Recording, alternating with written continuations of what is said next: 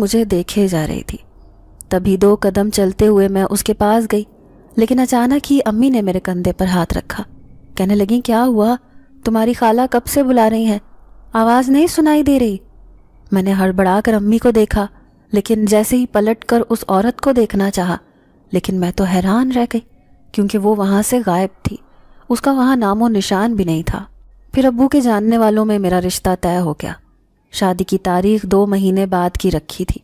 میں نے اپنی زندگی کا فیصلہ امی ابو پر چھوڑ دیا تھا، لیکن ایک دن میں مدرسے سے سرٹیفکیٹ لے کر واپس آ رہی تھی جب راستے میں وہی عورت مجھے دکھائی تھی۔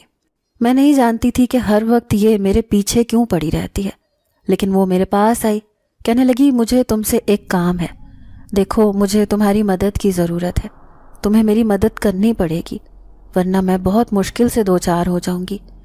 میں اس سے حیران ہو کر کہنے لگی، کیسی مدد؟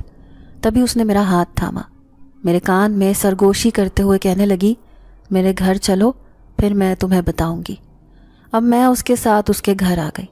اس کے گھر میں عجیب ویرانی اور سناٹا تھا، لیکن سامنے ہی بستر پر کوئی لیٹا ہوا تھا۔ میں نے جیسے ہی اس لیٹے ہوئے نوجوان کو دیکھا تو حیران رہ گئی۔ وہ ایک خوبصورت نوجوان تھا، لیکن شکل سے بیمار لگ رہا تھا۔ یہ کون ہے؟ میں گھبرا کر اس عورت سے پوچھنے لگی۔ وہ عورت اداسی سے کہنے لگی، یہ میرا بیٹا ہے، لیکن بیمار ہو گیا ہے، اسے دم کی ضرورت ہے۔ تم ایک حافظ قرآن لڑکی ہو، اس لیے میں اسے تم سے دم کروانا چاہتی ہوں۔